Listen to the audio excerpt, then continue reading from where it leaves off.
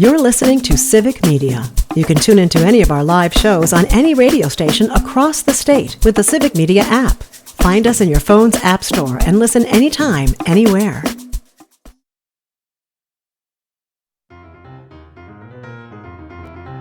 Welcome to Amicus, a law review with Jim Santelle, Civic Media's weekly review and discussion of some of the most significant news stories in the areas of law, government, courts, and the aspiration for justice. And now, here's your host, Jim Santelle. This is Amicus, a law review, and my name is Jim Santelle. I am your host on this broadcast throughout the broadcast stations of Civic Media in Wisconsin and throughout the nation. Delighted and honored, as always, that you have made the choice to spend some time with my producer, Max, and me as we discuss those major issues, those events, those developments in the areas of the rule of law, the delivery of justice and government, locally, statewide, and nationally. This broadcast this weekend, no exception to that, once again adopting and promoting our mission here on Amicus, a law review, of being quite literally a friend to the community, regardless of political perspective, regardless of partisan views about the world, providing information and insight and perspective that is helpful to an understanding of the world in which we live, the livelihoods that are animated by these events in the areas of the rule of law, so that you can make your own decisions about your government, about the ways in which you participate in our lives and our livelihoods throughout the state and throughout the nation as well. This broadcast this weekend, no exception to that, we are going to be spending a good deal of time, as we often do, providing some information, almost some law school-like instruction, once again based upon a major development right here in the state of Wisconsin. You know what that is. That is the arrest on Friday of this past week of a sitting Wisconsin Circuit Court judge. Her name, Hannah Dugan. We're going to talk about both substance there, what she has been charged with. We're also going to spend some time talking about process and procedure, and that's where the law school portion of this comes in, the civics aspect of our broadcast. Going to be describing for you some of the federal criminal rules that apply, some of the statutes under which the judge has been charged. Yes, indeed, 2 felony counts in the federal system. We'll talk about how that played out, the process by which he was brought into federal court, then released, and we'll talk then a bit about what happens next. All of that in anticipation of some commentary from me, not only about the method by which this matter proceeded, but the specifics in terms of the decision to arrest, focusing specifically upon the standards by which federal prosecutors, state prosecutors, both under the statutes and under the general rules of principles of criminal prosecution, proceed when it comes to making decisions about whether to arrest a defendant or summon that person in for the initiation of proceedings. We'll talk all about that.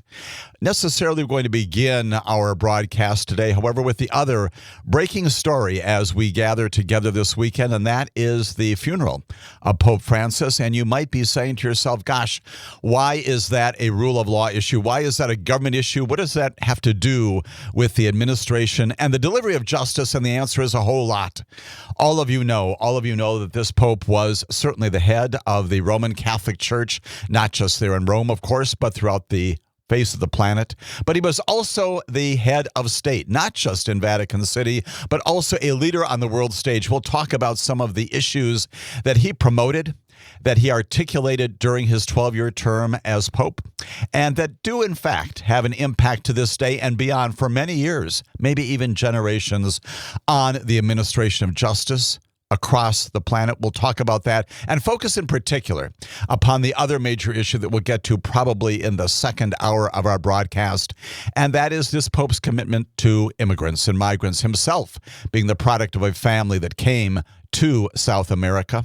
We'll talk about the things that he said, his advocacy, his outreach to communities around the world. And so that is necessarily where we begin with our broadcast. We're also in our second hour going to get to some of our more routine but equally important issues having to do with other things going on in federal courts. We know, for example, that there was a major sentencing in Highland Park just this past week, 2022, the mass shooting that happened there. We'll talk about the dramatic yet highly appropriate sentence imposed upon the shooter just this past week. We'll talk about the sentencing of George Santos, the former representative, and the impact that that will have upon our nation, as it always does when it comes to the sentencings of public officials. We saw that not too long ago in connection with the sentencing of a senator from New Jersey. We'll talk as well about the recent conviction of Nadine Menendez, his spouse, anticipating her sentencing. Then we'll also talk, again, mentioning in the category of rule of law snapshots, a recent decision by a jury in connection with a defamation lawsuit brought by Sarah Palin, former governor of Alaska, and also a former candidate for the vice presidency of the United States of America.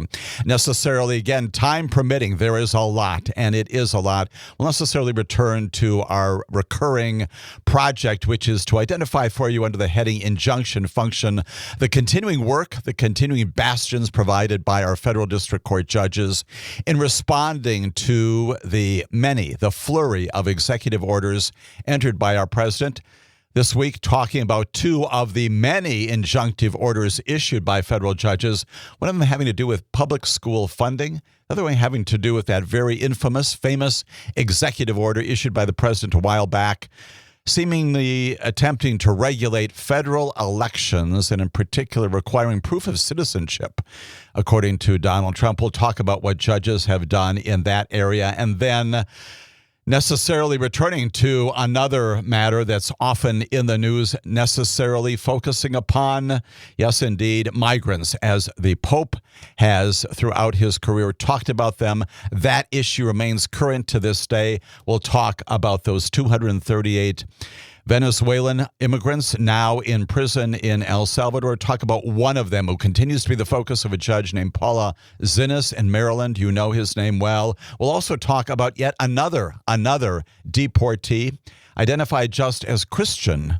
who again may have been deported by this government, by our Department of Justice, by our Homeland Security, without proper legal foundation. All of that coming up and more. And the more, of course, is, as always, your contributions to our discussion. We especially invite, Max and I, your questions and your inquiries, especially as we get into some of the specifics about process and due process in our nation. What does this mean? How does this all play out? We invite, we encourage, we solicit, we welcome your comments, your questions, your observations about how this works, how the rule of law works in our nation, in our state, and even locally. And that phone number, of course, is 855-752-4842. One more time, that's 855-752-4842.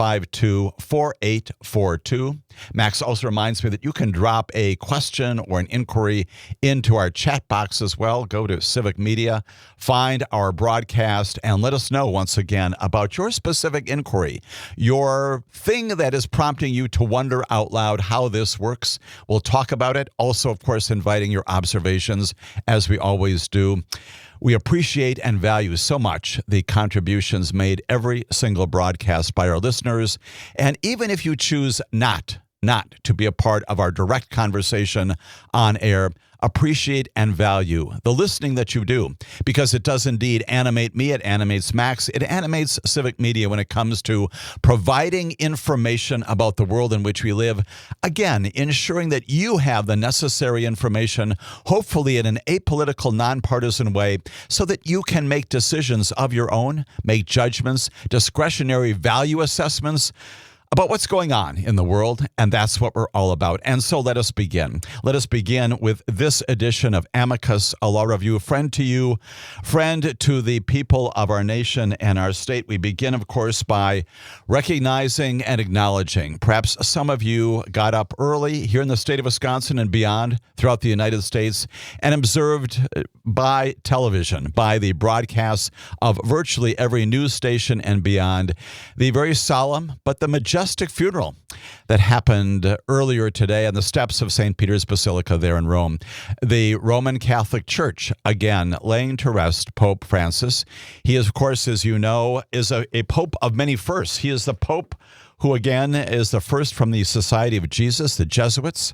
He's the first Latin American, the first from the Americas, and the first from the Southern Hemisphere. He comes from Buenos Aires, and he's the first pope raised outside of Europe since 8th century Syrian Pope Gregory III. A lot of firsts there. And again, just this morning, earlier today in Rome, they're about 7 hours ahead of us, laid him to rest. And so it is important because not only of the significance of this as a news story, but also, as I indicated, because he is a man of state. He is a leader in the national and international discussion of major issues. It is significant that we talk about the legacy of Pope Francis, even as we think about what is to come with respect to the leadership of the Roman Catholic Church. The ceremony, of course, including, of course, Gregorian chants, Latin verses, reverberating throughout the piazza. About 250,000 people marching by in recent days, waiting long lines to say farewell to the Pope. Body dressed in red vestments and scuffed black shoes as he lay in state before the Basilica's altar for many days before hundreds of thousands, again this morning, filled and spilled out into St. Peter's Square, streamlining along the long avenue, those of you who have been there, along the Tiber River there. The funeral, of course, including heads of state, including our own president, Donald Trump is there, Volodymyr Zelensky is there as well from Ukraine. They had a discussion, again, underscoring that politics and government and the operations of state are also a part of this bringing together of chiefs of state. Those leaders, again, gathering there, the body of St. Francis, of Pope Francis, who died again at the age of 88 on Monday. And again, the important aspect of what is going to be happening next and is underway right now is that the papal coffin, loaded into a customized white vehicle, is driving through Rome, goes through Rome and past crowds of once again, thousands of people.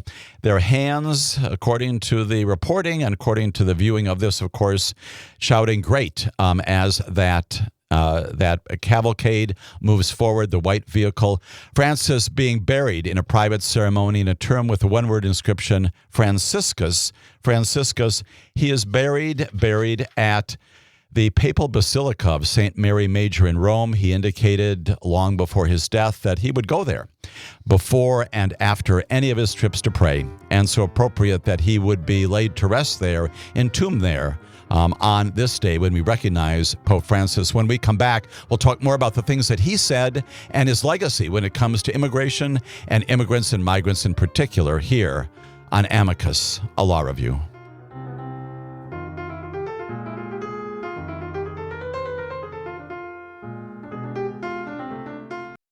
You're listening to Civic Media. Stay up to date on the latest news and information for your local community and Wisconsin by signing up for our free email newsletter. Visit civicmedia.us/email to get started.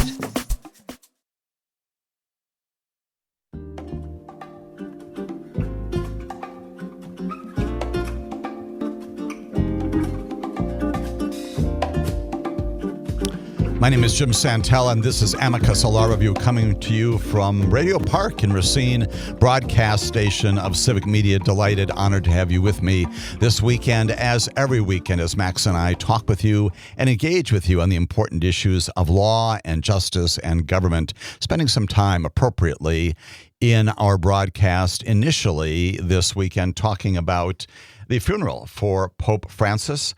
concluded now in Rome. Many of you watched it in the early morning hours here in America, here in the state of Wisconsin as well. Pope Francis, December 17th, 1936, born and died on April 21, 2025. Now laid to rest at the Papal Basilica of St. Mary Major in Rome, along with many other popes of our history. Pope Francis, of course, eulogized as well by Cardinal Giovanni Battista Re during the course of the ceremony, the service today, identified as a pope among the people. The cardinal said, with an open heart towards everyone, he said the guiding thread of his mission was also the conviction that the church is a home for all, a home with its doors always open.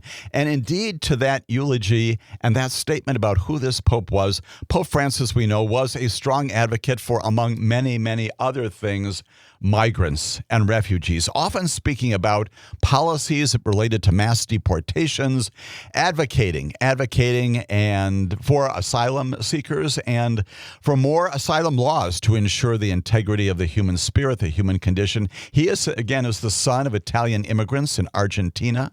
He frequently drew on his own experiences, his own family history, to emphasize the dignity of those who cross borders in search of a better life, obviously an issue much relevant to us here in America, to other nations on the face of the planet. Pope Francis consistently highlighting all a part of his speeches, the human cost of migration. He emphasized repeatedly the importance of treating migrants with dignity and compassion, frequently criticized policies of governments, other heads of state that led to mass deportations, frankly, quite critical of our current president and this administration's policies. They viewing those policies as a violation of human dignity, of basic human rights. He frequently criticized those policies that led to mass deportations and called for more generous and humane asylum laws throughout all nations. He viewed them once again as important to promoting the human spirit. Again, he recognized the global nature of migration. The global nature of migration called for a response that is, in his words, human, just, and fraternal.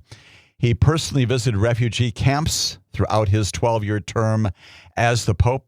He met with newly arrived migrants on a regular basis and even brought 12 Syrian Muslims to Rome after visiting a refugee camp in Greece a number of years ago. All of that a part of his legacy, again, having to do principally with migration and immigration issues, but also many other things on his docket. We know those well. He advocated as well for climate change, also bringing to that discussion an awful lot of review and analysis of what nations around the world are doing to preserve the future of our planet. He was involved in that intimately. He criticized consumerism and what he called overdevelopment. He opposed the death penalty, dead stop, opposing the death penalty under all circumstances. He, of course, was an advocate for impoverished people, opposed their oppression by governments. He condemned past and recent war crimes in places like Europe and the Middle East. He encouraged, of course, the role of women in society and even inside the church. And yes, he advanced openness to the LGBT communities throughout the world as well, significantly promoting a human rights agenda that focused, again, upon immigrants and refugees. He called that a duty of civilization, his words.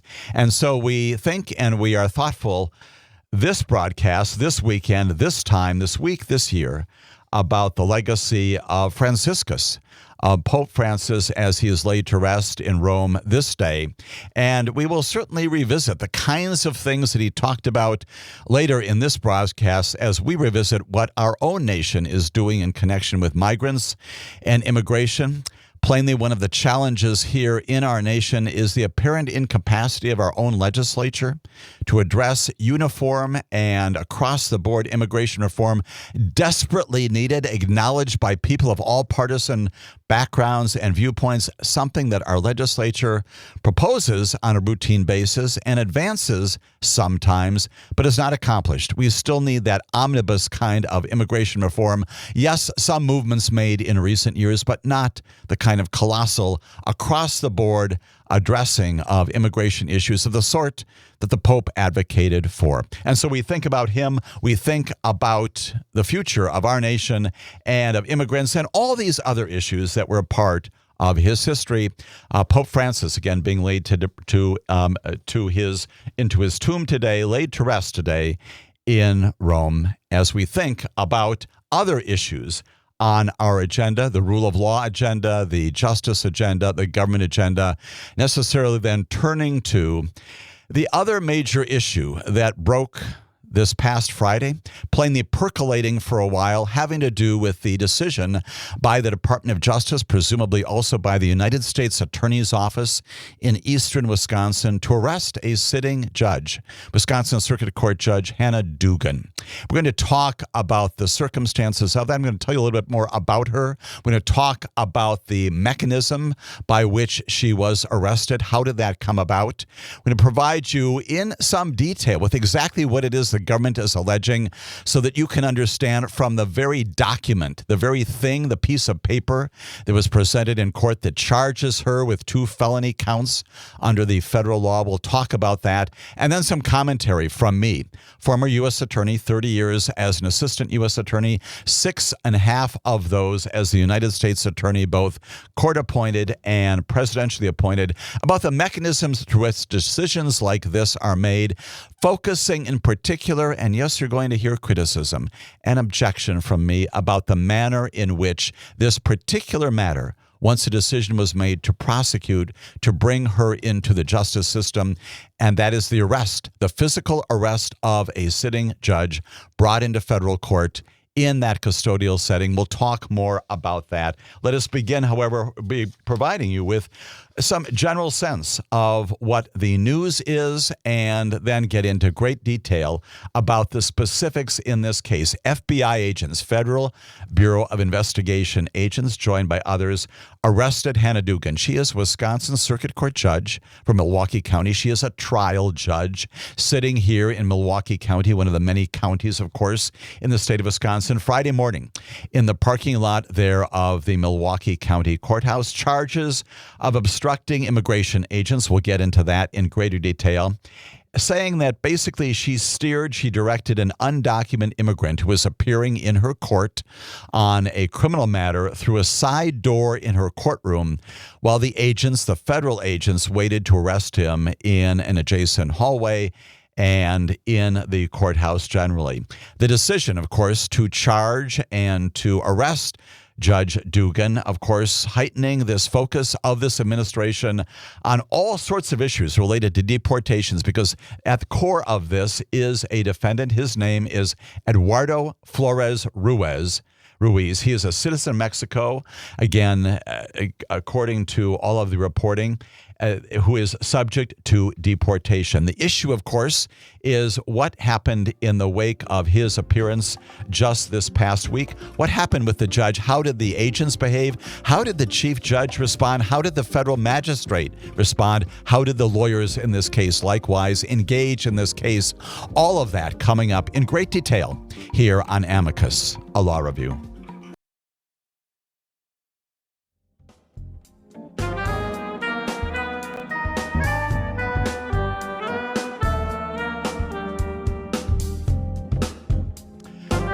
This is Amicus, a law review. Thank you for joining me and Max for our discussion this morning. A reporting on this major story coming out of Milwaukee, Wisconsin, just late this past week, having to do with the decision by the United States Department of Justice, U.S. Attorney's Office in the Eastern District of Wisconsin to arrest a sitting Wisconsin Circuit Court judge. Her name is Hannah Dugan.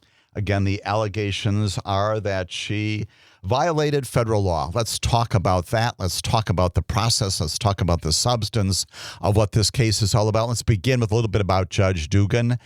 She is a graduate of the University of Wisconsin Law School in 1987. She is 65 years old. She has spent much of her career prior to taking the bench serving on behalf of many, many kinds of clients in the areas of housing and public benefits, Social Security cases, a lot of pro bono work, a lot of things involving charitable causes and focuses. Executive Director of the Catholic Charities of Southeastern Wisconsin, also served on the Milwaukee County Ethics Board. During the course of one of her campaigns, she notably said, "Justice is hard work. Everyone knows that." And indeed, that is one thing that we can perhaps all agree on. Justice is not easy. She acknowledges that. She was elected by a wide margin to the bench in 2016. She beat an incumbent judge who was sitting at the time, was unopposed for re-election in 2022, and her current term expires in 2028. A little bit about Judge Hannah Dugan. Also, I should note, as we begin our discussion of this major story, that I know Judge Dugan well. She is a friend with a small f. I want to let all of our listeners know about that.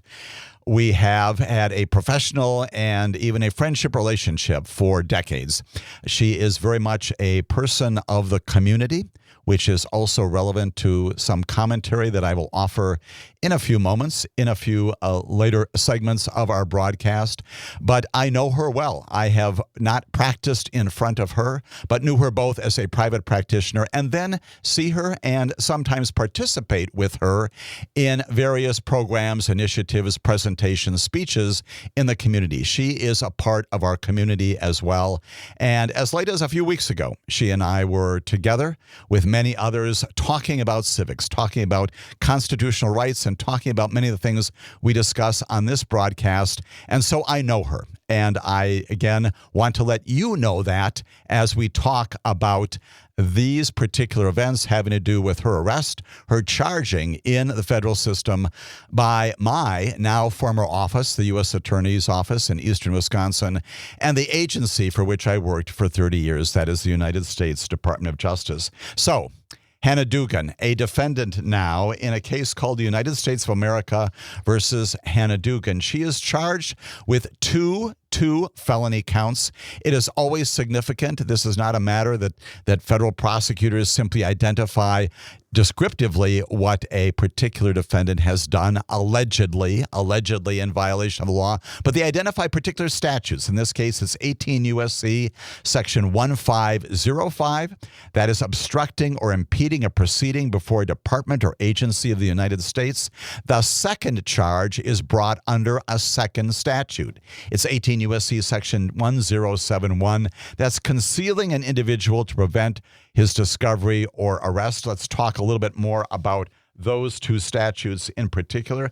1071, again, concealing a person from arrest. It says basically this: whoever harbors or conceals any person for whose arrest a warrant or process has been issued under the provisions of any law of the United States so as to prevent his discovery and arrest after notice or knowledge of the fact that a warrant or process has been issued for the apprehension of such person shall be fined and otherwise pursued, prosecuted under this particular statute. It is a felony.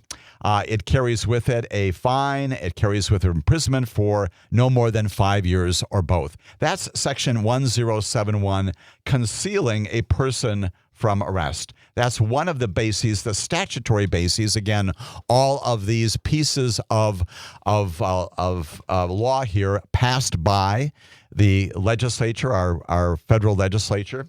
Then we've got Section 1508. It is also significant because it's the other one that contemplates prosecution for obstructing or impeding a proceeding before a department or agency of the United States. And so what is that all about? It is a longer statute, but it basically says this: whoever corruptly or by threats or force or by any threatening letter or communication influences, obstructs, or impedes or endeavors to influence, obstruct, or impede the due and proper administration of the law under which any pending proceeding is being had before any department or agency of the United States, or the due and proper exercise of the power of inquiry under which this investigation is being had, that person also subject to prosecution under this statute, Section 1505, likewise carries with it fines, imprisonment of not more than 8 years. Those are the two statutes. Those are the two statutes under which the Wisconsin Circuit Court Judge Hannah Dugan has been charged. Now, how has that happened? What is the process by which this happened? How is it that those federal agents and others arrested Hannah Dugan Friday morning in the parking lot at the Milwaukee County Courthouse? Well, they were acting pursuant to a criminal complaint. And you may say, well, gee, Jim, haven't we always talked on this broadcast and other settings about the right of every single person under our Constitution if you are charged federally?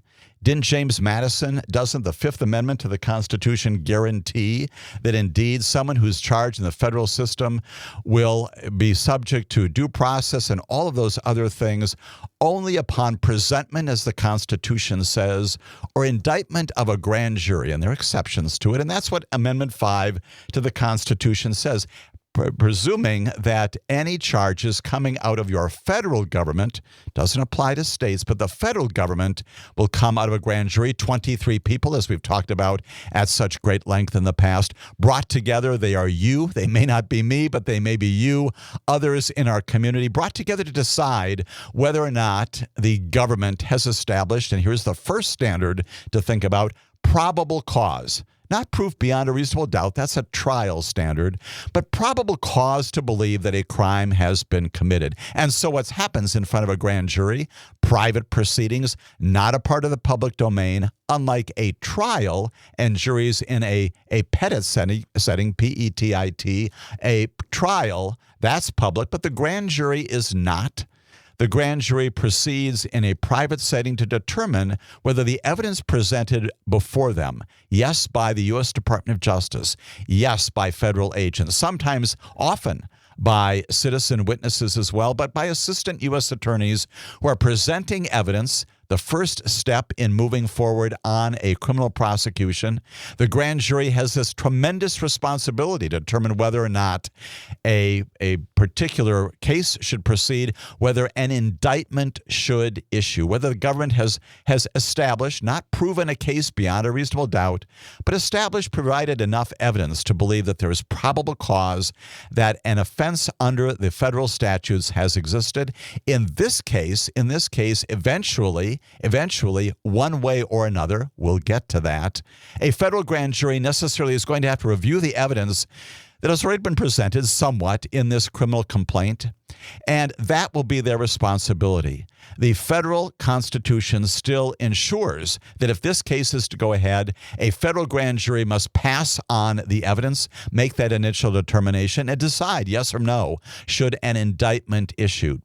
But before that happens, and so you may ask, well, gee, why doesn't that happen right now? Before that process kicks in circumstances where there is a need, based upon the exigencies of the investigation, based upon the particular findings of the investigative work to that date, to move more quickly. Grand juries meet in courtrooms and courthouses throughout this nation on a weekly basis. But when things happen, and as you well know, crime happens very quickly, sometimes in the dead of night, sometimes in the brightness of day, but often requiring that charges be issued more promptly than even a grand jury can get to. Under those circumstances, the federal rules of criminal procedure provide a mechanism that predates, if you will, anticipates a grand jury proceeding to ensure that the process goes ahead, and that's the criminal complaint process. It is a system whereby,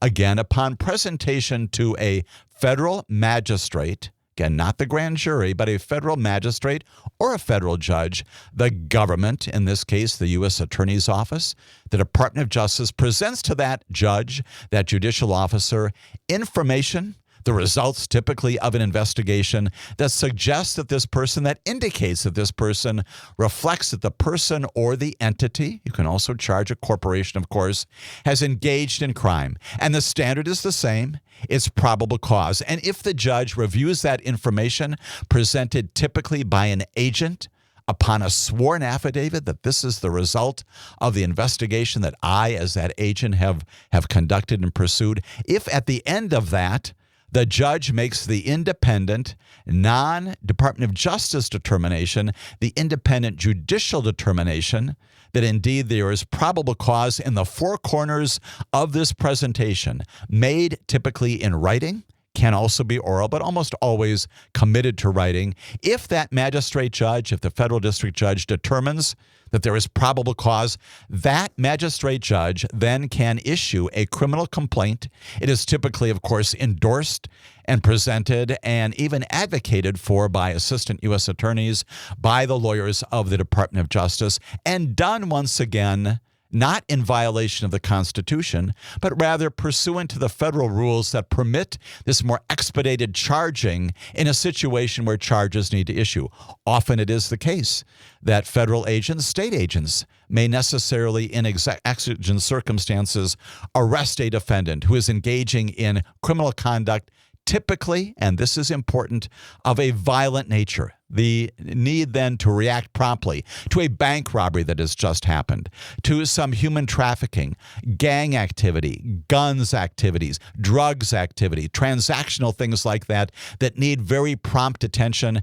A criminal complaint, again, presented in draft form to a federal magistrate or a judge, reviewed by that judge, an agent coming in and swearing on the penalty of perjury that this is the result of the investigation to date. That is the process by which a criminal complaint can be issued. And that is indeed what happened here. Again, anticipating that some point down the road, and yes, indeed, the government, whether it is the Department of Justice in Washington, the U.S. Attorney's Office in eastern Wisconsin, located in the federal courthouse in Milwaukee, still has an obligation. This criminal complaint process does not remove the obligation under the Constitution to pursue a criminal indictment, if at all, before a grand jury. It just provides this interim mechanism for accomplishing that.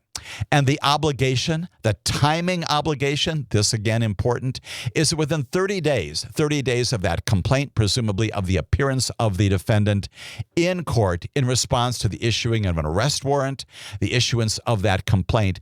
The government, your government, the Department of Justice, has 30 days to appear before the grand jury and either secure or not secure a formal indictment. During that period of time, also fairly routine. This can be enlarged somewhat upon the agreement of the parties and the order of the court. But during that 30-day period of the time, the defendant also has a right to what's called a probable cause hearing. And at that proceeding, the government has the obligation to come forward in open court and support what it has written about, what the agent has written about in writing. And that also before the magistrate judge, who basically does a secondary look in greater detail at the predicates for that factual finding that probable cause exists. All of that, a part of the regular criminal procedure, and that is what's going on here. And so finally we get back again to this criminal complaint. Not a grand jury indictment, not yet, issued again by a federal magistrate judge on the 24th of April. And is pursuant to, again, and based upon an affidavit. And that affidavit, it is 12 pages long. It is accessible.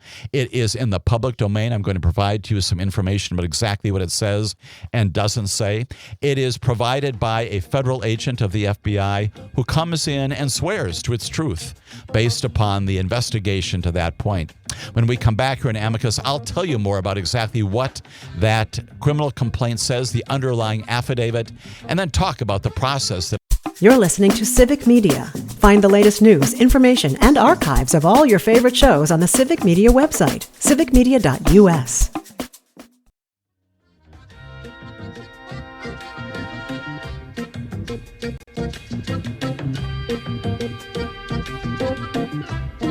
This is Amicus, a law review. My name is Jim Santelle. We are necessarily spending some significant time on this, our weekend broadcast, talking about this major rule of law, justice, Government story that has broken here in our state, in our nation, and indeed worldwide, having to do with the arrest on Friday of a Wisconsin Circuit Court judge. Her name is Hannah Dugan, talking in great detail now about the process by which this happened, the mechanisms. This is the law school portion of our broadcast, and it's also the civics portion, again, because understanding how this happened, what the process is, and then that also invests in you the capacity to make decisions about your assessment of these things. And yes, indeed, even though these are highly steeped in the processes, the statutes, the regulations, the rules that I've already described, nonetheless, because of the nation in which we live, you have the right and you have the prerogative, if you so choose, to express your own opinions upon the ways in which processes are invoked.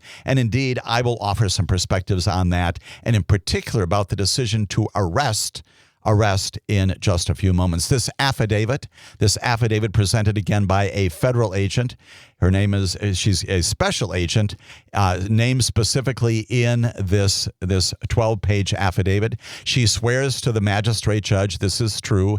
It is a compendium of all the work that plainly has been done over the period of the previous week, assembling for the judge. Again, noting that it's not complete. It may not have everything that the government knows, but enough to establish, once again, probable cause. And again, important to underscore the notion that this is not a presentation. This is not a trial. And indeed, that the standard is probable cause. It's not proof beyond a reasonable doubt. That's what the magistrate judge looks to determine whether or not the special agent has established, by virtue of her affidavit, probable cause to believe that in this case, Hannah Dugan has committed violations of the federal law. And indeed, the magistrate, looking at this 12-page affidavit presented to him under oath, made that determination, issued the criminal complaint, issued the arrest warrant that accomplished the arrest of the Wisconsin Circuit Court Judge Hannah Dugan on Friday of this past week. Let me give you some sense and some great detail about what this particular affidavit says. Begins necessarily telling all of us, telling the judge, the magistrate judge, something about who the special agent is. Notes specifically that she investigates public corruption crimes, civil rights crimes, financial crimes.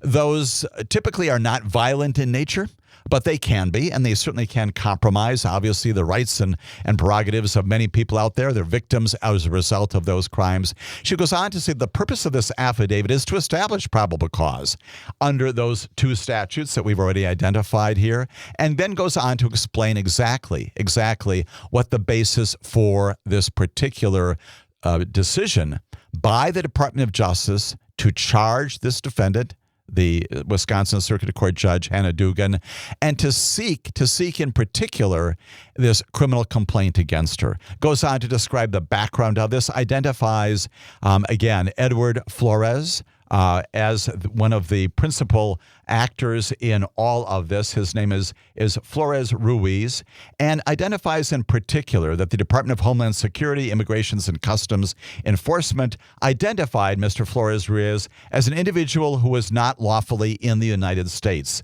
noting again that he was appearing on April 18th in the courtroom of Hannah Dugan. The investigation, according to the special agent, indicates that the investigators, the law enforcement authorities, were aware that on April 18th, Mr. Flores Ruiz was scheduled to attend a hearing in his criminal case, courtroom 615, in front of Judge Hannah Dugan. And that's how she becomes involved in this. Goes on to say that as a result of some further information gathered by the law enforcement authorities, they made a determination that they would indeed attempt to make the arrest of Mr. Ruiz here in that setting, Mr. Flores Ruiz, because of the checkpoints and the other security issues presented by security in the courthouse. As such, the agent says, members of this task force responsible for this action developed a plan to arrest Flores Ruiz in a public area outside of courtroom 615 following his scheduled criminal court appearance before Judge Dugan. Again, an awful lot of background history that gets us to that point. Describes then again the arrival of the arrest teams at the Milwaukee County Courthouse and the notification of intended arrest. Says at approximately 8 a.m. on April 18th, the law enforcement officers, having arrived arrived at the courthouse, presented an identification to a security guard, explained the reasons why they're there. They discussed the details of their planned arrest, including which courtroom Flores Ruiz was going to be appearing. And the sergeant who responded to them asked that any arrest wait until after the completion of the scheduled appearance before Judge Dugan. And the officers agreed. They were allowed to proceed unescorted to the public hallway outside of courtroom 615. Again, more detail about their movement into the courthouse on that morning. The courtroom deputy again explained that at approximately 8:15, again, explaining again to the agent who is plainly investigating this. The agent has unmistakably talked to a lot of people who described then what happened here. Described at about 8:15, FBI agents advised that they were working with ICE and planning to arrest Flores Ruiz. The courtroom deputy asked that the agents wait outside and arrest Flores Ruiz after the hearing. The agents agreed to that, and they left the courtroom. Again, an awful lot more information along the way here about the interactions and the conversations that I'm not describing here in particular, but significantly other things that are disclosed that are not necessarily in the public domain, at least not the media public domain. These are in the public domain of the criminal complaint. Arrest team members reported that while waiting outside the courtroom for all this to happen, a woman approached and she took some photographs of the arrest team members, and one of the agents who was inconspicuously seated away was not photographed. The individual taking photographs of the agents has been identified by some of the witnesses as an attorney employed by the state of Wisconsin, the Public Defender's Office. Again, nothing wrong with that. They note that, however, to further reconfirm the story, the events that are told on that day. Team members observing Flores Ruiz arrive on the 6th floor courthouse at that courtroom at about 8:43, greeted by his attorney, and the two enter courtroom 615. And that is when we have, after that, the first of two events. Judge Dugan learning of the presence of law enforcement confronting members of the arrest team. And here I am going to read with some greater particularity exactly what the criminal complaint says, because it's important once again to understand what is and is not there in the criminal complaint. Witnesses, again, identified by the agent, have described Judge Dugan's response to learning of the law enforcement presence. For example, the complaint says the courtroom deputy indicated that when Flores Ruiz arrived, Judge Dugan was already on the bench. As we continue in our second hour, I'll tell you more about what this complaint actually says about the interaction between Judge Dugan and the law enforcement officers. We'll talk about the specific events that give rise to this criminal complaint, and then we'll talk about the mechanisms through which all this was executed on Friday of this past week. Stay with us for that discussion and that analysis of the rule of law. Welcome to Amicus, a law review with Jim Santelle, Civic Media's weekly review and discussion of some of the most significant news stories in the areas of law, government, courts, and the aspiration for justice. And now, here's your host, Jim Santelle. This is Amicus, a law review. My name is Jim Santelle, your host. Last hour, this hour as well. Importantly, spending some time in great detail talking about the charges against Wisconsin Circuit Court Judge Hannah Dugan, the mechanisms by which she has been brought into the federal system, and the content of the particular affidavit that supports the criminal complaint against her under these two federal statutes in the Federal Criminal Code. Important to appreciate exactly what it is the allegations are. Important in the same breath to understand that these are allegations, and that although a magistrate judge has found probable cause to believe that offenses have been committed by the judge under these particular statutes, the defendant in this case, yes, Wisconsin Circuit Court Judge Hannah Dugan, is presumed innocent. And that attends her throughout the entire proceeding, including proceedings that will happen in the days and weeks just ahead. The finding of probable cause is not a determination in the end, not a criminal judgment. It is a finding that the case can proceed based upon the representations, the presentations made to the judge, and that's where we continue at this point, providing you with some specifics from that complaint about what happened that led to these charges against Hannah Dugan. As we pick up the story, Judge Dugan on the bench conducting proceedings in another matter. The courtroom deputy, again, obviously having been spoken to by the FBI as a result of this, observed an attorney who's identified as Attorney A. The same attorney was taking some photographs outside in the hallway there. Enter and approach Judge Dugan's clerk. Attorney A stated that there appeared to be ICE agents in the hallway. Attorney A told the clerk where the agents were seated and what they were wearing. The courtroom deputy then reported that the clerk then got up and talked with Judge Dugan. And here is where the story not only becomes increasingly important, but also descriptive by virtue of what the agents and the people who were there provided to the agents. Says Judge Dugan became visibly angry, commented that the situation was absurd, left the bench and entered chambers. At that time, Eduardo Flores Ruiz, who was going to be the subject of the criminal proceeding there. Again, he was there to face some domestic violence charges. He was seated in a gallery of the courtroom. There was another person, Attorney B, who was working as an assistant DA. That's very typical in the courtroom on April 18th. And according to Attorney B, there were approximately 8 criminal cases altogether, including Flores Ruiz's case scheduled for pretrial proceedings that day. Members of the arrest team, again, all this according to the complaint, reported the following events after Judge Dugan learned of their presence and left the bench. They say this, and the agent says this. Judge Dugan and another judge, who were both wearing judicial robes, approached members of the arrest team in the public hallway. Judge A's courtroom is located adjacent to Judge Dugan's courtroom. That is this other judge who was there. Witnesses reported that Judge Dugan was visibly upset, had a confrontational, angry demeanor, again, according to the complaint. Judge Dugan addressed the officers who were there and asked if they were present for a court appearance. And when they responded no, Judge Dugan stated that they would need to leave the courthouse and leave the area. Law enforcement stated that they were there to effectuate an arrest. And Judge Dugan again asked if the officers had a judicial warrant. The officers responded, no, they have an administrative warrant. And Judge Dugan said that they needed a judicial warrant. The conversation continues back and forth. There's plainly disagreement here. A deportation officer tells Judge Dugan that the obligation is not to have a judicial warrant. It's a public space, the officer says, has a valid immigration warrant. And Judge Dugan asked to see that warrant and the officer offers to show that to her.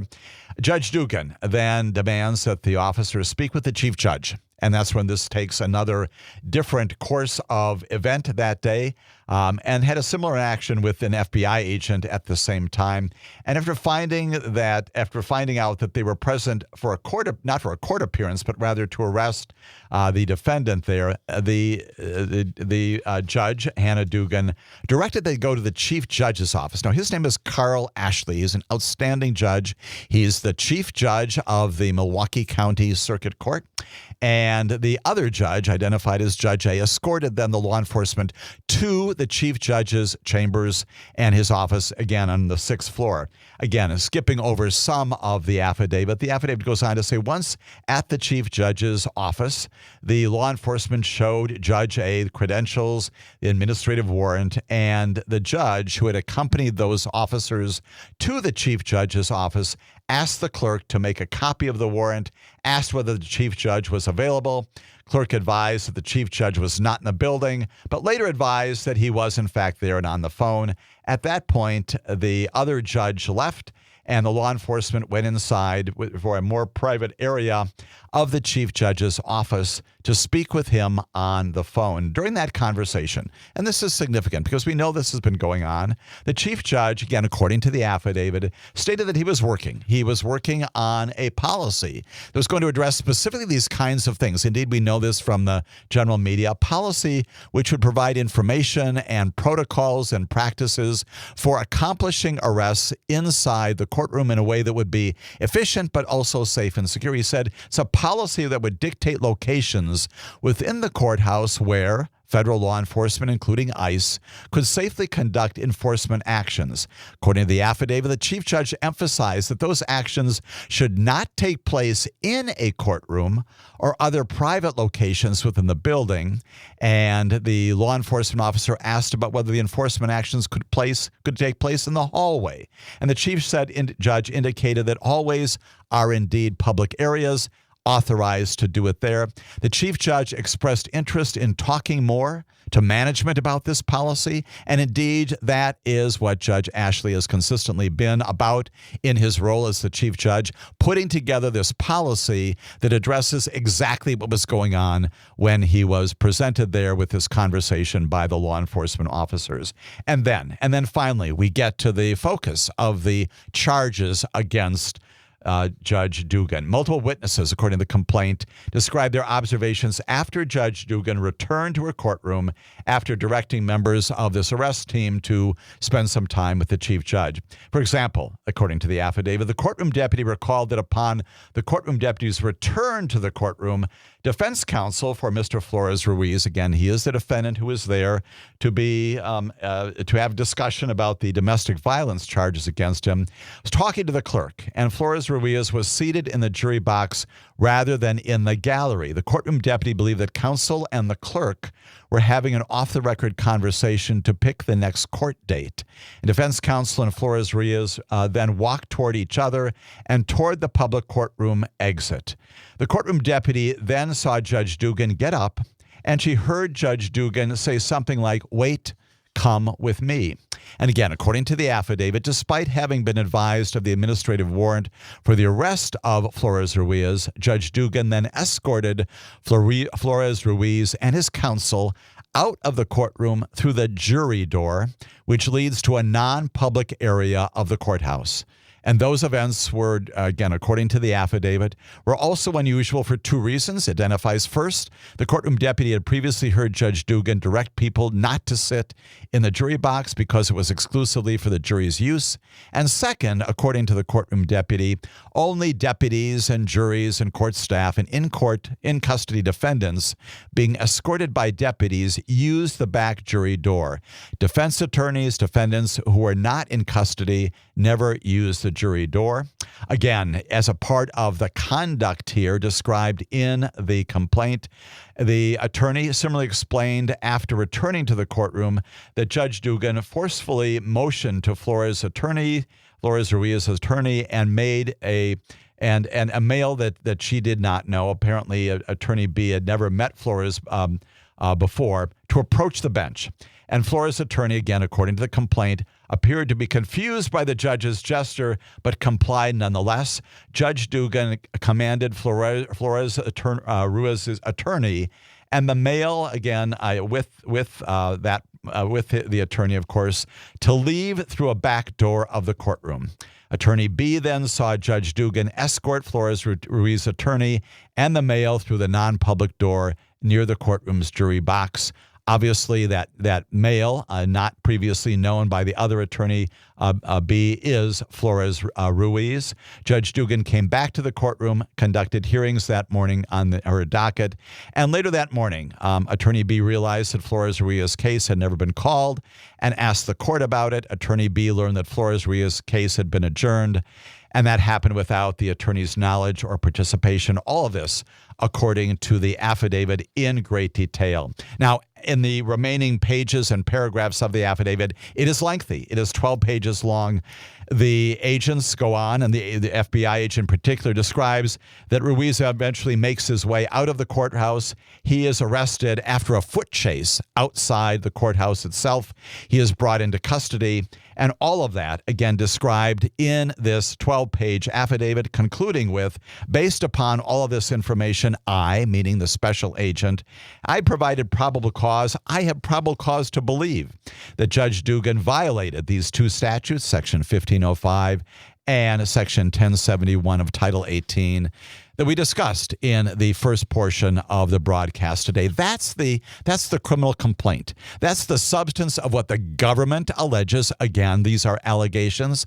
It is the basis upon which, to be clear once again, the federal magistrate judge has found probable cause, the first step in this process to initiate a criminal action of this nature, and also plainly authorized an arrest warrant based upon that same affidavit, and giving authorization to the agents to go last Friday morning to the courthouse to effect the arrest of the circuit court judge as she was arriving there. Now, once again, as we said during the course of our first hour here on the broadcast, there is more process to come. What happens, of course, is that in the wake of this, the government now does have an obligation to participate in a probable cause hearing. The magistrate judge has scheduled that, other proceedings for May 15th, just a few weeks from now. The government also has an obligation of the Constitution, as we said, if it chooses to do so, to seek a formal indictment before a grand jury. Again, a criminal complaint of this sort, basically in existence for 30 days. It is intended not as a stopgap, but to address instances of criminal conduct that need immediate attention, because there's something about them that requires that the defendant or defendants be brought into the custody of the court. When we come back, we'll talk about what happened in front of the magistrate judge. We'll talk more about that arrest in particular, and my own observations and criticisms and objections to the way in which the Department of Justice executed on these documents. All of that when Amicus, a law review, continues.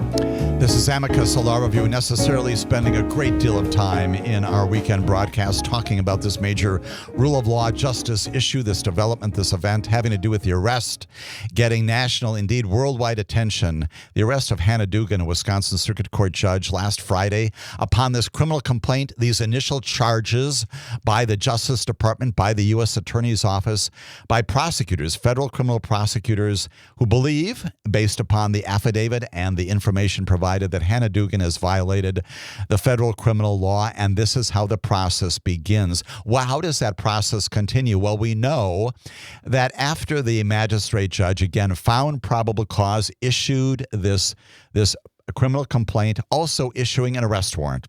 And that is the authorization by which the federal agents actually arrested the judge in the parking lot on Friday morning, brought her back in custody. Significantly, very troublingly, the director of the FBI, his name is Kash Patel, posted a picture of the judge in shackles on social media. He also posted other things, which we'll talk about, also equally troubling. But as a result of the issuance of that arrest warrant, the agents have judicial authorization to bring her back to the federal courthouse. That happens, and indeed, promptly she appears before a federal magistrate judge. He is the same one who issued the arrest warrant and the underlying complaint. At that time, of course, the judge appears. She is represented by counsel. The government is represented by two assistant United States attorneys from the U.S. Attorney's Office. And among other things, the charges are read. The affidavit, again, a part of the public record, which I've just described, not in complete detail. There is more to that, which you can also read. It's a part of the public domain. That's a part of our process in the federal system in America. As a part of the system and the hearing in particular, the allegations, the charges on this criminal complaint are read. The plea is entered, and significantly, one of the other most important things that happens in a situation like this is the magistrate judge addresses what we do next. The defendant, in this case, a Wisconsin Circuit Court judge, is in custody. Does the judge release her? Does he continue her detention, her custodial status? What does he do? Well, again, here's where the law school portion of this comes in. There are rules and there are statutes that specifically describe how this is to play about. And the fundamental notion behind Section 3142, that is the statute that talks all about release or detention of a defendant pending trial. It is a lengthy statute, all sorts of subsections, but the fundamental notion behind it is that the magistrate judge, has a number of different alternatives. The judge can either release that person on personal recognizance bond upon a particular variation of that, the execution of an unsecured bond, can secondarily release that defendant on a combination of conditions, circumstances under which that release will be accomplished, can temporarily detain that person to permit revocation of some other conditional release, other things out there, or fourth, can detain that person going forward. There are many alternatives presented to the magistrate judge. And here's the one that's most important, and the thing that animates not only me when I was an assistant U.S. attorney, also those assistant U.S. attorneys who plainly were handling this case on Friday. The question is this: does this particular defendant pose a risk of flight, and or a danger to the community? That's the question that's asked in all of these post-charging, post-complaint, even post-grand jury indictment proceedings. It is set forth in subsection C of Section 3142, commands the magistrate judge to make an assessment of the extent to which this person, this defendant now charged, is either a risk of flight, you're going to leave if I don't detain you, you will not return for future proceedings, and second, determining whether or not that person poses some affirmative danger, some threat to the safety and security of the community. Those are the two analyses that are set forth in the statute, issued by the Congress, returned by the Congress legislatively, and that is the standard by which federal judges, magistrate judges, and indeed state court judges and others operate. Danger to the community. What threat will this person pose if indeed they are released? And will they return? Are they a risk of flight? Will they get on a plane? Will they leave the community? Will they leave the state, the country? Will we never be able to get them again? And that is the analysis that again prompted this particular magistrate judge plainly, appropriately, reasonably to release Hannah Dugan promptly. Why? On this record, and again, as I said at the outset, knowing well who she is, knowing things that, frankly, the broad legal community in Milwaukee knows about her. We know these things. This is her community. This is where she has lived. This is plainly where she works. She is of this community. And as I said, when I provided you with my own sense of my professional relationship with her, and yes, even a small friendship with her, a small F friendship with her, plainly, she is out there in this community, committed to the issues and events of this community. This is where she lives. This is where she works. The chances that she would flee are virtually non-existent, if existent at all. She is not a risk of flight. Absolutely not. And secondarily, a risk of danger, safety and security of the community being compromised by releasing her? No. And there we make references to other cases. Are there situations where, for example, someone who's just been arrested on a criminal complaint, returned on a grand jury indictment, who's engaged in gun dealing, drug trafficking, money laundering, other things that may compromise the safety and security of the community, sex trafficking, labor trafficking, all kinds of things out there that indeed pose threats to the continuing safety and security of the community, necessary to detain them because if they are released, they are in fact a threat to the community.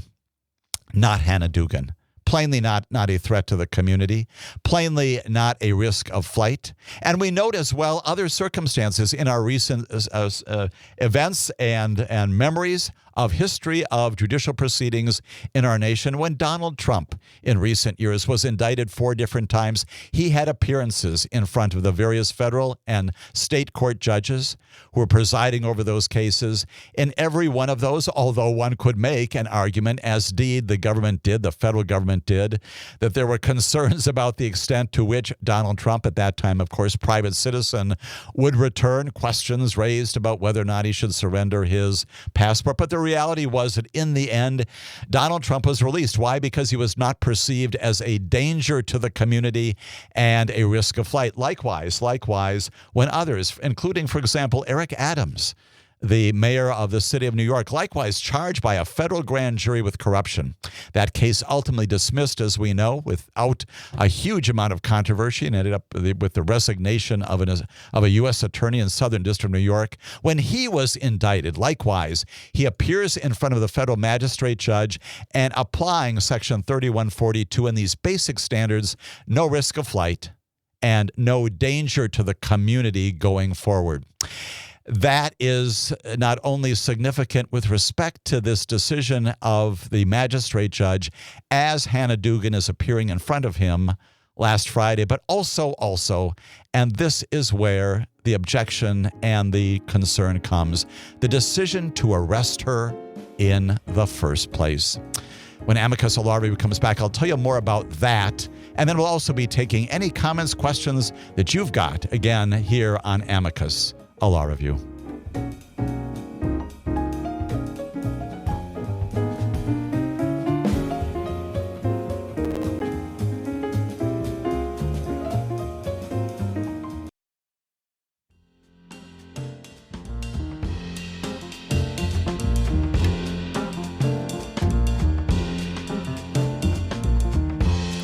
This is Amicus Law Review. My name is Jim Santelle, and here with Max, my producer, in the studios of Civic Media, taking your phone calls as well at 855-752-4842. We'll get to at least one, if not more, of those in the coming segments. Talking necessarily this weekend about the decision by the Department of Justice not only to prosecute, to bring charges initially, again, subject to a return of a grand jury indictment if that happens by a grand jury in eastern Wisconsin. That decision, obviously the focus of an awful lot of attention, the decision to choose and to prosecute at all, but also the mechanisms by which this was accomplished. And again, focusing upon the prerogatives that federal prosecutors have about accomplishing the bringing into the system of defendants. That can be done in a number of different ways. And in white-collar cases, in situations where there is no credible belief that the defendant, whether indicted on a criminal complaint or indicted by a grand jury or charged under a criminal complaint, poses a risk of flight, no danger to the community, it is routine. It is regular for assistant U.S. attorneys, for U.S. attorneys' offices around the country to reach out to that defendant, often through her or his attorney, and say, the grand jury has indicted your client or is about to indict your client. And we would like to talk about the circumstances under which there is a voluntary appearance, a voluntary surrender even to the U.S. Marshal without the need for an arrest warrant. Why? Why? Because your particular client, whoever they may be, whatever they have done, the criminal nature of that, typically nonviolent, not in the nature of guns or drugs or gangs or human trafficking, those kinds of things, of a nature that does not pose an immediate threat of violence to the community, doesn't compromise the safety and security of the community, and there's no risk of flight. Fairly routine. Very routine, as a matter of fact, for assistant U.S. attorneys to reach out to the defense counsel, to the defendants themselves, and say, let's talk about making this work. Let's talk about bringing the defendant in a, obviously, it's still adversarial, but in a circumstances where arrest is not important, not in a custodial situation. If you agree, for example, to show up next Tuesday morning, next Thursday morning, we will schedule that on before the magistrate judge. No need for an arrest, no need for custodial situations in advance of that.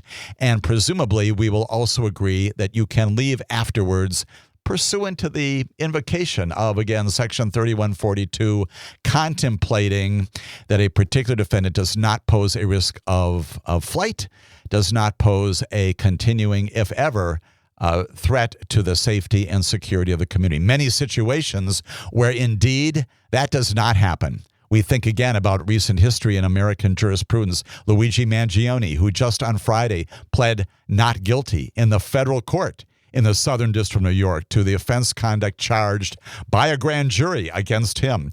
Appropriate there to issue an arrest warrant? Absolutely. Why? He is a risk of flight. He fled the scene of that horrific alleged murder, but the event happened, we know, on the streets of New York, plainly identifying him as the very, very likely a responsible party, the defendant in that case, and also posing a threat to the community. Why? He's got a gun.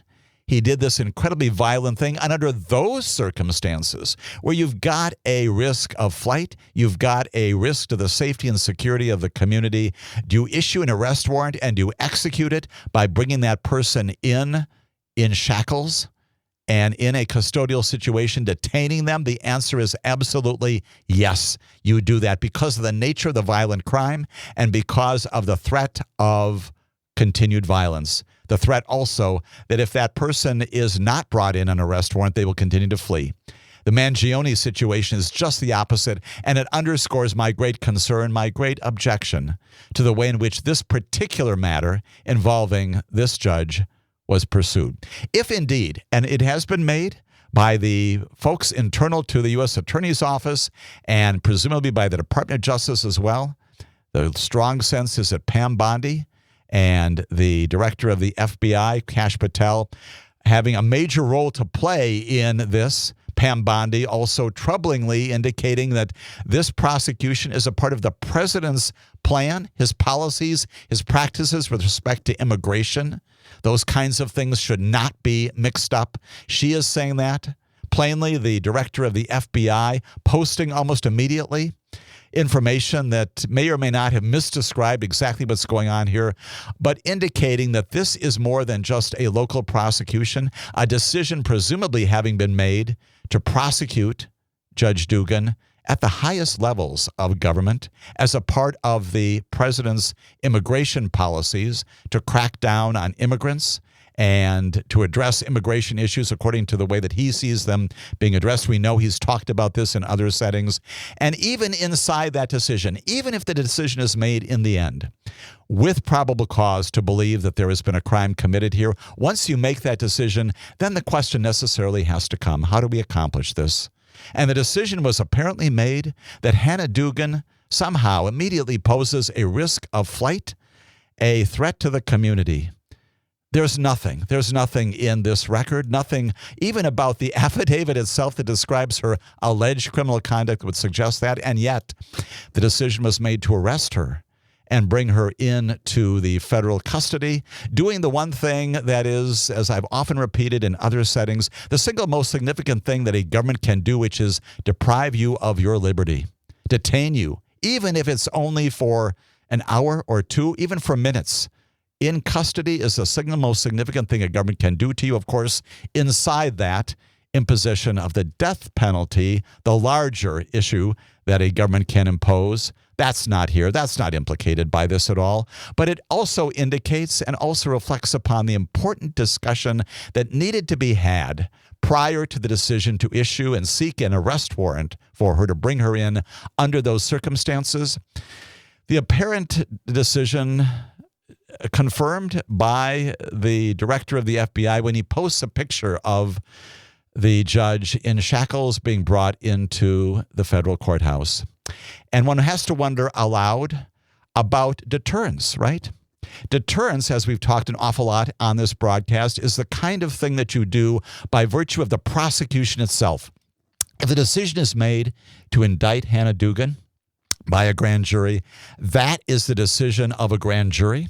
That is a decision plainly embraced and promoted by the present Department of Justice, the present interim United States Attorney, And there can indeed be strong disputes about that. Indeed, yesterday afternoon on the steps of the federal courthouse in downtown Milwaukee, I happened to be coming from a class at the time.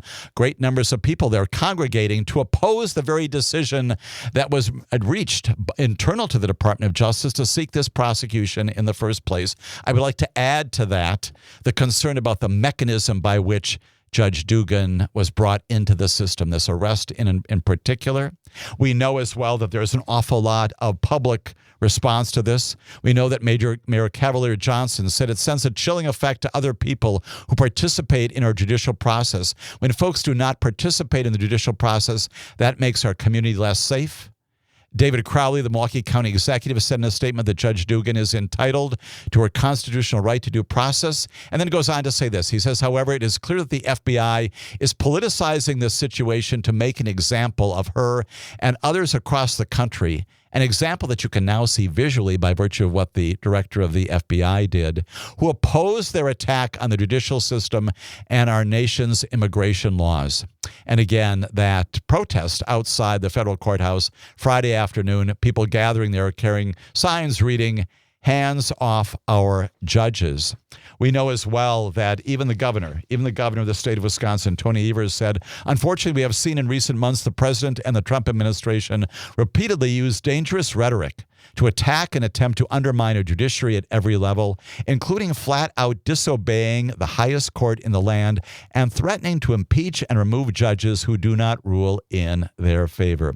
Pam Bondi and the director of the FBI in just the opposite direction, defending the arrest, telling the news outlets that escorting a criminal defendant out of back door will not be tolerated. It doesn't matter who you are, she says, you're going to be prosecuted. And indeed, no one is saying that judges, presidents, members of Congress, prosecutors should be above the law. No one should be above the law. And if indeed there is a basis for this return of this criminal complaint, maybe a grand jury indictment as well, that is what the process will contemplate. The concern, of course, is what is the underlying purpose of this? What is the use for which it's being put? And indeed, that is underscored again by the mechanism, the very mechanism for bringing Judge Dugan into the system. Once that very controversial decision is made, arrest did not have to happen here. All that had to happen was to reach out from the U.S. Attorney's Office to her attorney, to her directly, and say, we have in our hands a criminal complaint. What can we do? How can we accomplish a reasonably peaceful and uneventful initial appearance? And there is no doubt that Judge Dugan herself, through the attorneys that she has now hired to represent her, would have accomplished that absent the need to put her in shackles and bring her back to the federal courthouse in the way that they did to face these charges. That, again, important to understand today as we go through all of this, and I know it's a lot. It's important to understand beyond that these are charges. They represent an initial finding by a magistrate judge that there is probable cause.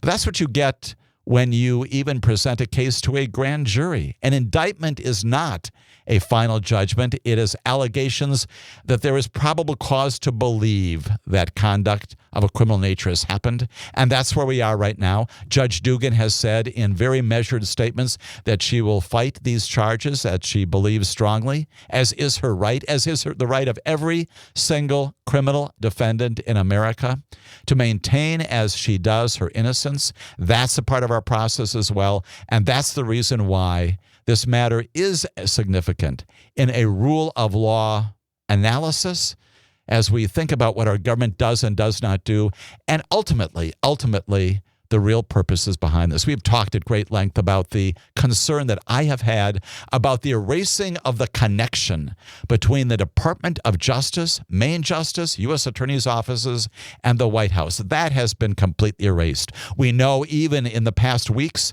the president has referred for investigation to people previously a part of his administration.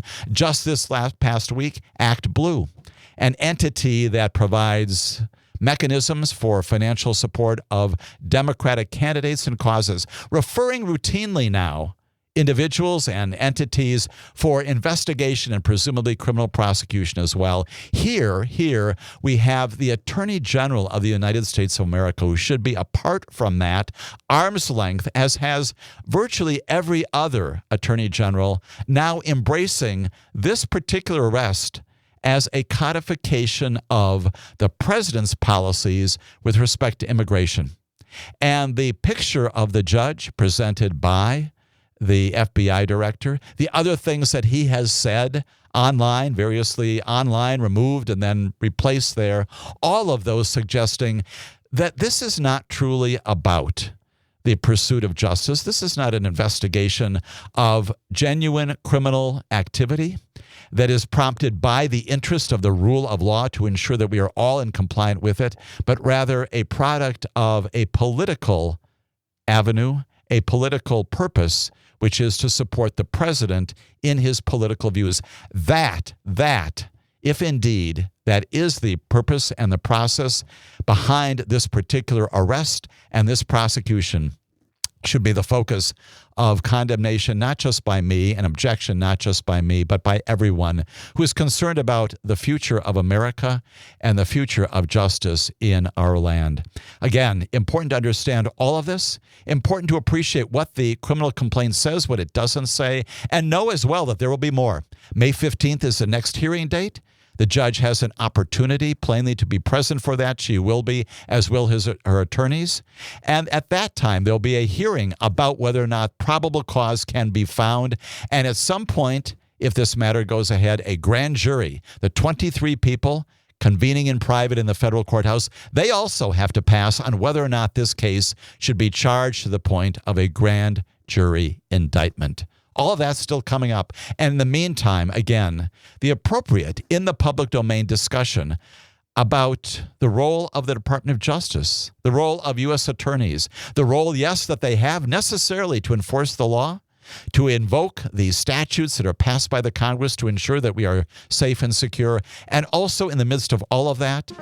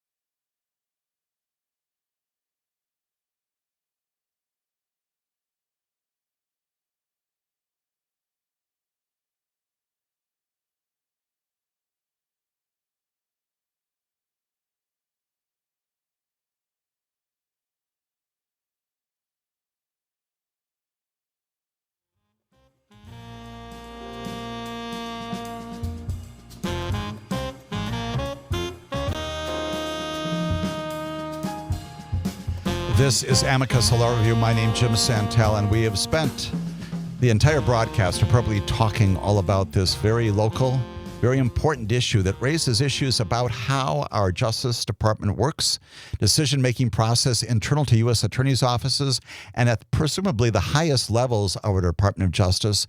The significant takeaway, the importance that decisions about process, whether to arrest or not, to summon in a nonviolent, non-fleeing defendant into court in a non-arrest type situation, those issues, decisions about whether to charge at all of those properly vested in a Department of Justice and in U.S. attorneys who should apply the law to the facts and the facts of law, and not in any way, shape, or form be impacted by the whims of political issues and political debate, partisan views and disagreements out there, including things advocated by the president with respect to larger policy issues. Deterrence, absolutely. Deterrence comes, as I've said before, through the very prosecution itself, and it will come if this particular prosecution advances, not by virtue of a photograph of the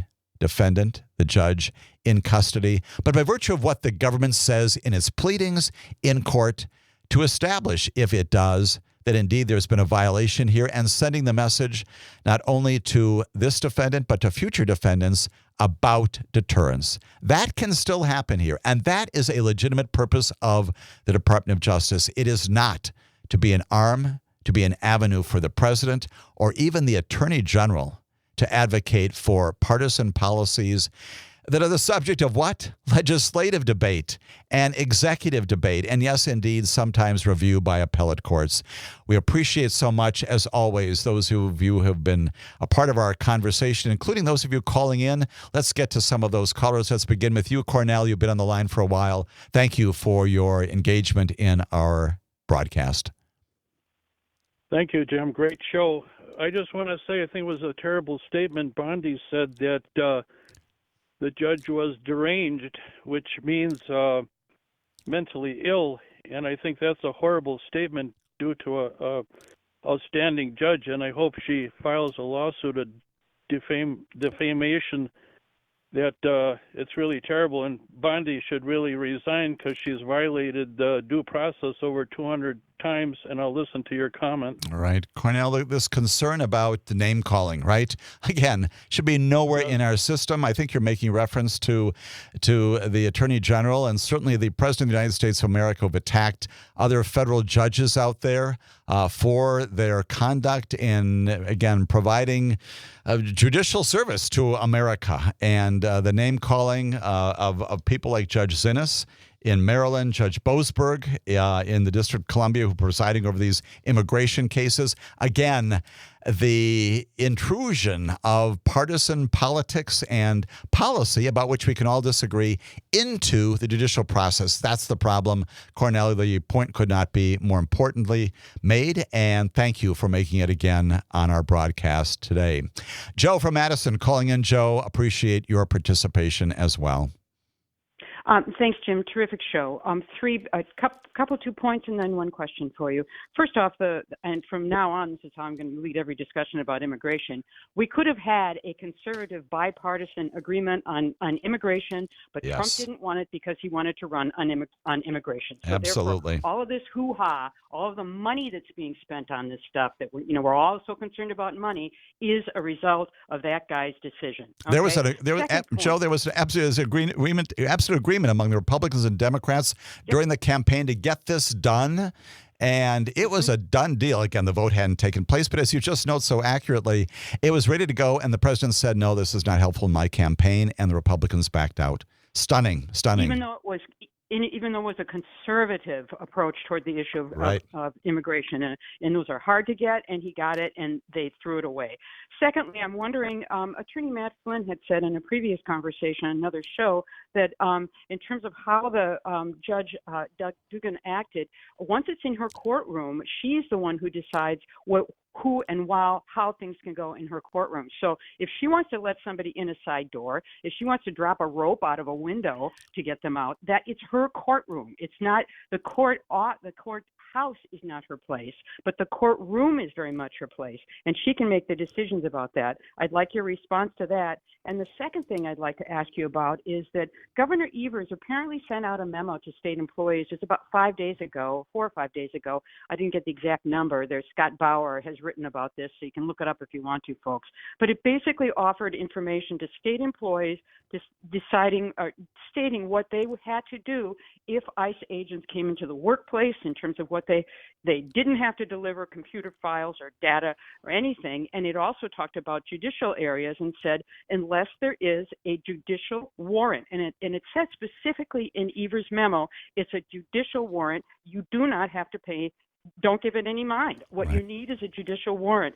And the question I would ask for you is, as I understand it, under the 10th Amendment, that question about what happens in state places, whether it be, city, county, or, state courtrooms, that is an issue for state management, not for federal management. And I'd love your response to that. Absolutely. So, Joe, appreciate as always the comments. You've got them all right. Absolutely. And so some commentary in our last few moments here. Judge Ashley is working on just that very issue, right? That's the policy in which he basically embraces that notion, right? Judges have the right to manage manage their own courtrooms, court hallways, different situation. The governor's efforts also to ensure that there is a sense of regularity in all this. Do law enforcement have the capacity to make arrests? Absolutely they do. The question is, under what circumstances can we ensure that those things are done with safety and security in agencies of the state government, federal government, and all of that animated appropriately by a sense of the rule of law. That's what it's all about. Joe, appreciate so much the call. Appreciate this opportunity to come to you today. Next week, again, more about the rule of law, the administration of justice in Wisconsin and throughout our nation. Come back for that discussion. Thanks again. Have a good weekend, everybody.